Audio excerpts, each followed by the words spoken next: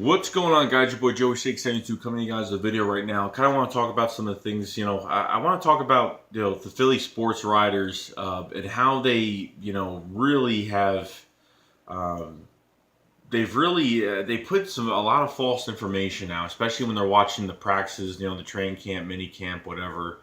They're putting out so much false information, and if they see a player land the wrong way, or if they see a player walk off the field, in deep breath, or, they're walking funny. They got to report some stupid shit like Brandon Lee Gowton and Jeff McLean and all these other fucking guys. There's a few of them I can't fucking stand that they should be fucking out because, it's like they're looking for a PR splash on an article. They're looking for a PR splash on a tweet. It's all about views, and that's what it's all about, and who can give out the best information. It's like a competition with sports writers, especially in Philly. Probably, well, not just Philly, but everywhere. Like Jeff McLean said some fucking crazy shit. Said some shit today, and he was kind of like, "Oh well, LaGerette Blount has not shown, he has shined, and he has not shined in the preseason game, and he did not shine in training camp so far." He didn't stand out enough. For a guy that's all he's about is getting physical with players, I don't think that our head coach or the front office is going to let LaGerette Blount run wild on our own players as hard as he can. Because that's what he's known for. He's known for the years of being in the NFL. He's known for getting through space and hitting into any defender that's near him, staying on his feet for a 250-pound running back and going for as many yards as possible on contact. That's what he's all about. That's why we brought him here. It's the physicality that he brings to the offense, and another weapon that will help very much. Especially when you tire out defenses, having a run game like with him in the backfield will help a lot with a very good offensive line. So, Jeff McLean said shit like that. And the preseason game is a fucking joke because literally they ran, maybe 3 run plays. I wasn't expecting anything crazy. I mean, cool. If he got a lot of yards, cool. But, Frank Reich said at his press conference, he's like, these guys go live at practice all day. Like, you're in for 2 series in a preseason game. It's not going to show much. Plus, the fans know that the coaches won't say on microphone is that we had literally, this is the first time the guys have hit anybody in a year against another jersey, against another team. Because when you face players that it's like kind of a different mentality, but it's not when you're facing your own team. But having somebody like this, like Jeff McLean, say that he wasn't a standout in the offseason is fucking bullshit. And on top of everything else, it was 2 series, and number 3, we didn't even have our right guard. Brandon Brooks was out, and Chance Warmack came in and fucking literally gave up. Like, he didn't block. He got beat the first time, and then the defensive end or a corner, I don't know who the hell came up, was on the line and was untouched on top of that. So I don't take that into consideration of how our offense is going to be from a 2-series game against a preseason game against the Packers. That was blitzing pretty much the whole damn game. I'm glad that we lost the game. This way, it's like the trend, it's over. The trend is over with being, off-season champs, preseason champs, all that type of shit.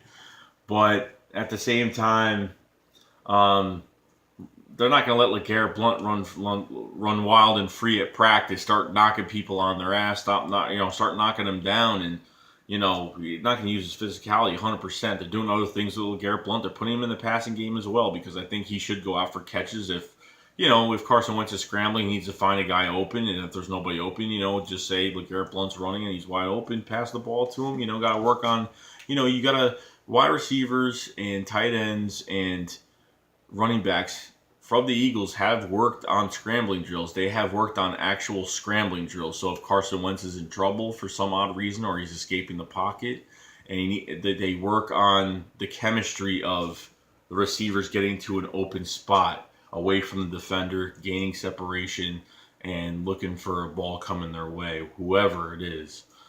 So they've been practicing a lot of that, which is great because a lot of teams don't practice that. But LaGerette Blount is going to be totally fine. Frank Reich said at his press conference that, when you go live every day at practice, you're going live the whole time. You're in for 2 series. You travel to, especially to an away game, you travel to the stadium. You haven't even hit another person in another jersey in a whole year. And, he's very positive, 100% positive that we are going to run the ball very well this year. 100% positive we're going to run the ball very well this year. Not even just him, but I think we're going to run the ball very well this year. I think we got a nice little, 3-headed monster. Between having a veteran like LaGerette Blount, that with the physicality that he has, getting through space, using his body to get those extra yards against defenders, and you have Darren Sproles, the quick man, that's going to fucking get us those short yards that can turn into big runs. Then you have Donald Pumphrey is the same kind of player, but I think he'll be used a little bit less. I think Wendell Small will have his chance to do something because he's actually been working pretty hard this offseason and shit like that. So I have no problem with that at all, like whatsoever, no problem. And they can have LaGerette Blount and Darren Sproles in the backfield at the same time, and that's pretty dangerous. Darren Sproles and Pumphrey. Have them both at the same time.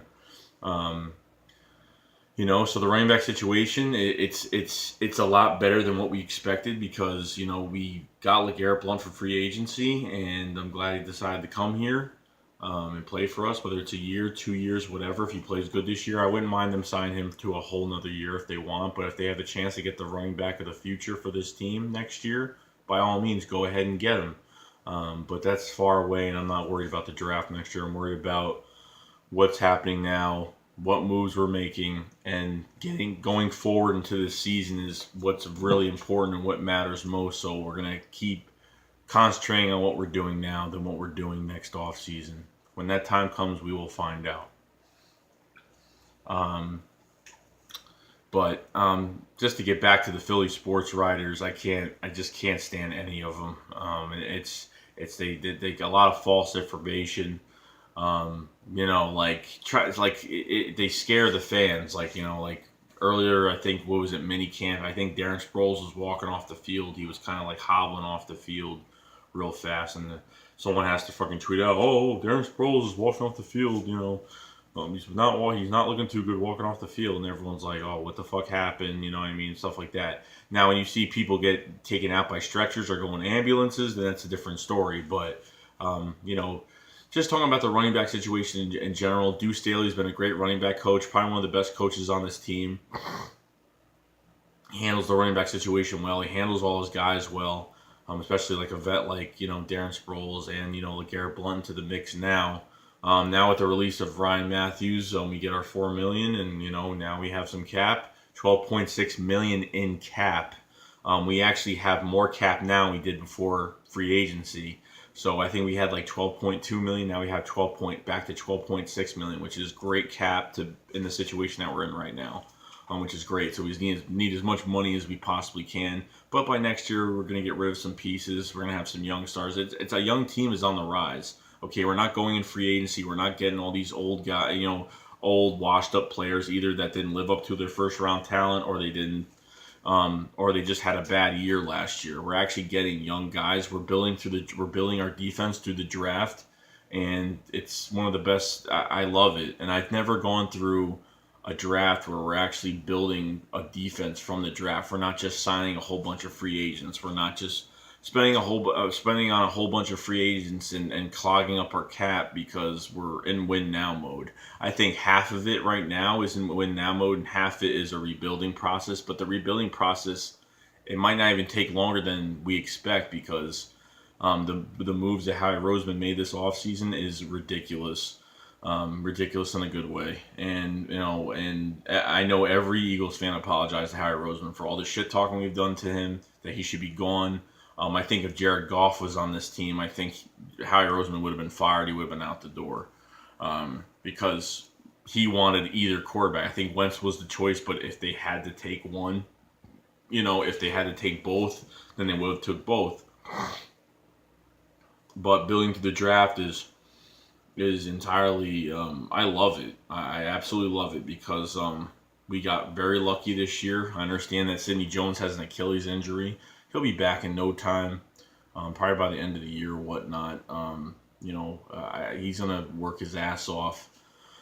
But everyone's like, oh, well, he's gonna be the same player, and if he's gonna be the same player and come back, and is he gonna be a fucking bust? I mean, he's not a bust. He was the second best corner on the whole fucking draft. And I'm not just saying it because I want to hope that he's gonna do fine. I think he's gonna do fine. Okay, I think he's going to do pretty well. I think once he gets back and get acclimated to things, get into practices, starting to run, starting to do things, he'll be fine. Everyone thinks he's going to come back from injury like he doesn't know how to play football anymore. He's not catching a ball. He's fucking defending wide receivers, going downfield with his legs, and his speed and his turnaround twist. That's all he's doing. And it's a position of need. And we already did that already with Ronald Darby coming from Buffalo and, trading the third-round pick, which is totally fine. I'm not nitpicking the third-round pick, like I said before. To build this defense the way it is, Ronald Darby, we just got ourselves a corner that could shut down pretty much any good receiver in this league. And if you don't believe me, if our other rival fans are looking at this video right now or they don't believe me, check out his highlights. And that's pretty much it. I mean, I can't, for a rookie to come to the league, as a rookie, getting 21 pass deflections, four picks, and it's crazy. It's a good year. And having a slump year like last year, play with a lot of different a lot of injuries in that defense with the Bills last year, so a lot of pieces didn't come together quite well. So I'm glad he's an Eagle, and I'm glad he's on this team, and he's already shown that he's a top guy. I'll get into my video tomorrow. My preview video for the Bills game will be tomorrow. But that's all I really got to say. So these Philly sports writers got to shut their fucking mouths about, these fucking players. You're basing how someone looks off of training camp or off of a 2 series of a preseason game. And on top of that, it's just getting to that point. It just gets really annoying. You just can't listen to it. We know what our players can do. We know what LaGerette Blount can do, okay? We know. It's not another DeMarco Murray coming here. This guy is very productive, and he actually cannot be taken down. This guy can actually run. I even saw a glimpse of it from the Packers game. He ran to the left, cut inside for 2-3 yards, got contact, ran for another 3-4 yards. So, I mean, I already see it already. Just wait until it's an actual game, and we have Alshon and Torrey Smith on the outside, and both Alshon Jeffrey's not even playing. There's so much you put into it, you know what I mean? So I wouldn't go crazy with it. But the future's looking bright. It's looking great, and I can only wish the best for this team. This front office is being smart now, and they're not making dumb decisions. Because mostly every move in this offseason I've liked. To start out with, and it's looking very good. And we're building. We're probably the most promising team coming out of the NFC East, especially on building the team from the bottom up. I think we almost did that one season. I think one more off season, I think we'll be pretty set, and we'll have most of the pieces to say, hey, I think we're ready next year. Let's go fucking get it. I'm not saying a Super Bowl next year, but I'm saying playoffs. I'm saying a little bit closer to the playoffs. First round, second round, whatever. Could be anything. This year, I'm expecting a wild card. I'm expecting a close division win, or to a wild card game. That's all I could say about that. So I just we know our own players. We know what they can do, and we know everything that can happen. so I wouldn't, make a huge deal out of it. So I know it's late. I just felt like making this video. I want to do something and talk to you guys. So, all right, I'll have a video tomorrow. I gotta work tomorrow, unfortunately, but I'm gonna be fucking off after tomorrow. Thank God. I need a break. Had a really long week at work. So, all right, guys. I'll see you guys later. Fly goes fly. See ya.